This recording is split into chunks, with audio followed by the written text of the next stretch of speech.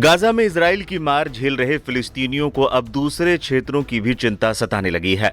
Israel ने फिलिस्तीनी क्षेत्र के अंदर एक नेशनल पार्क बनाने की योजना बनाई है और इसकी मंजूरी भी दे दी है। इसके कारण फिलिस्तीनियों के बेघर होने का खतरा पैदा हो गया है। ये नेशनल पार्क वेस्ट बैंक के सेबेस्तिया गांव में बनाया जाएगा।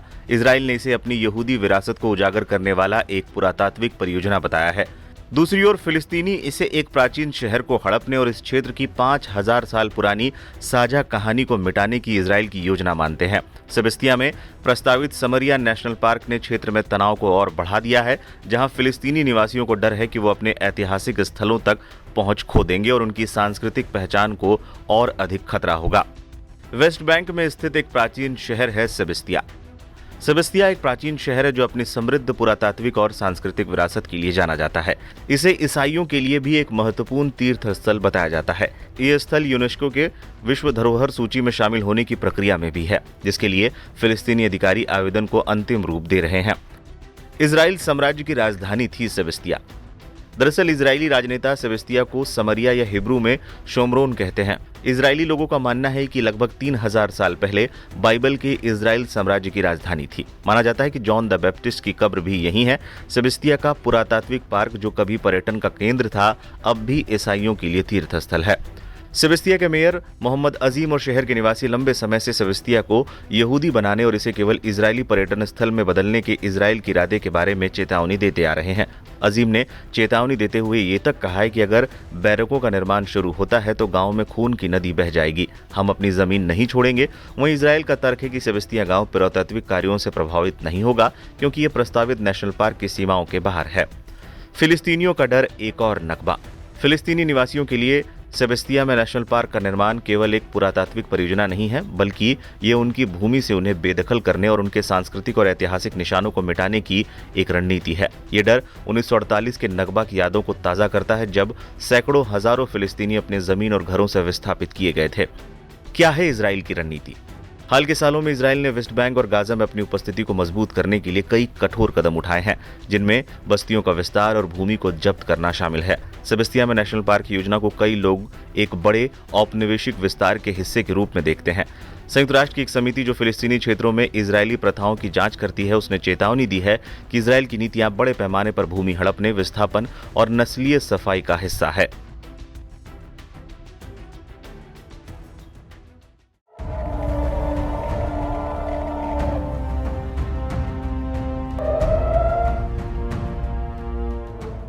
गाजा में इजराइल के हमले लगातार जारी हैं। पिछले कुछ हफ्तों में ऐसा लगा है कि मानो हमास को जड़ से खत्म करने के लिए इजराइल ने अभियान चला दिया है। मीडिया रिपोर्ट्स के अनुसार इजरायली हमलों के चलते पिछले 24 घंटों में गाजा पट्टी में कम से कम 79 फिलिस्तीनी मारे गए हैं और 211 घायल हुए हैं।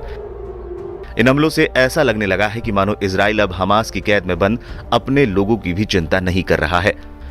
बंधकों की रिहाई की उम्मीद खो चुके इजराइल को एक बड़ी खुशखबरी मिली है। हालांकि ये खबर हमास की तरफ से नहीं, इराक से आई है। ईरान समर्थित एक इराकी संगठन उसकी कैद में बंद एक इजरायली महिला एलिजाबेथ सुकरोव को रिहा करने के लिए तैयार हो गया है। मीडिया रिपोर्ट्स के अनुसार एलिजाबेथ सुकरोव की रिहाई के लिए अमेरिका मध्यस्थता कर रहा था, जो अब सफल रहा है और जल्द ही इजरायली महिला एलिजाबेथ सुकरोव को रिहा किया जा सकता है। टाइम्स ऑफ इजराइल की रिपोर्ट्स के अनुसार 2 साल पहले इराक में बंधक बनाए गए इजरायली रूसी शोधकर्ता एलिजाबेथ सुकरोव को रिहा करने की बातचीत चल रही है। इराकी अधिकारियों ने बताया है कि एलिजाबेथ को रिहा करने के लिए गंभीर प्रयास किए जा रहे हैं। उनकी रिहाई के लिए एक समझौता अगले 10 दिनों के भीतर लागू किया जा सकता है। इन खबरों के जवाब में इजराइल के एक अधिकारी ने भी मीडिया को बताया है कि एलिजाबेथ को मुक्त कराने का प्रयास जारी है। इजराइल ने इस मामले में अमेरिका और कुछ और देशों से सहायता का अनुरोध किया है। सऊदी मीडिया के अनुसार एलिजाबेथ सुकरोव की रिहाई अमेरिका और इराक के बीच किए गए एक समझौते का ही हिस्सा है। बताते चलें, एलिजाबेथ सुकरोव एक इजरायली शोधकर्ता है जिसे 2 साल पहले इराक के एक संगठन ने कैद कर लिया था। हालांकि कुछ खबरें ऐसी भी सामने आई हैं जिसमें यह दावा किया गया है कि एलिजाबेथ सुकरोव की रिहाई की खबरें बिल्कुल निराधार हैं। इस बीच गाजा में इजराइल के हमले ताबड़तोड़ जारी हैं। स्थानीय अधिकारियों ने इस बात की पुष्टि की है कि अक्टूबर 2023 से इजरायली हमले में फिलिस्तीनी लोगों की मृत्यु की संख्या बढ़कर 53,901 पहुंच गई है। जबकि 1,22,000 से ज्यादा लोग घायल हुए हैं। मीडिया रिपोर्ट्स के अनुसार 2 महीने के युद्ध विराम के बाद फिर से शुरू हुए इजरायली हमलों में मरने वालों की संख्या 3,747 तक पहुंच गई है और इस दौरान 10,552 लोग घायल हुए हैं।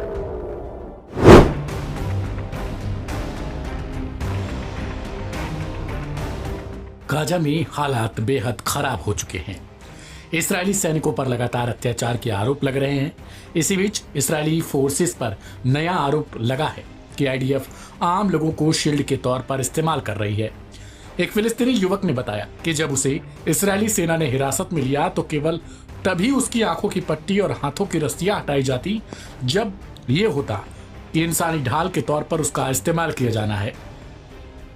36 साल के इस फिलिस्तीनी युवक ने बताया कि उसे सेना की वर्दी पहनाई गई और इसके सिर पर एक कैमरा फिट किया जाता है। इसके बाद उसे निगरानी के लिए मैदान में उतार दिया गया। युवक ने बताया कि यह सब पहनाने के बाद उसे गाजा में बने घरों में भेज दिया गया ताकि वह यह पता लगा सके कि वहां पहले से कोई बम या हथियारबंद शख्स पहले से मौजूद तो नहीं। हैरान करने वाली बात है कि आईडीएफ यूनिट बाय यूनिट युवकों का इस्तेमाल करती है, यानी एक यूनिट का काम खत्म हुआ तो उसी फिलिस्तीनी शख्स को दूसरे यूनिट को सौंप दिया जाता। अब दूसरी यूनिट इसी तरीके से अपने काम को समाप्त करने के बाद उसी शख्स को तीसरे यूनिट को भेज देती, यानी यूनिट बाय यूनिट एक ही शख्स का लगातार इस्तेमाल, वो भी एक सर्विलांस के लिए। एक फिलिस्तीनी शख्स हमदान ने बताया, उन्होंने मुझे पीटा और कहा तुम्हारे पास कोई और ऑप्शन नहीं है, या तो ये तय करो या मरने के लिए तैयार रहो। मुझे पिछले साल गर्मियों में लगभग 2.5 हफ्ते तक इजरायली सेना ने उत्तरी गाजा में बंधक बनाकर रखा था।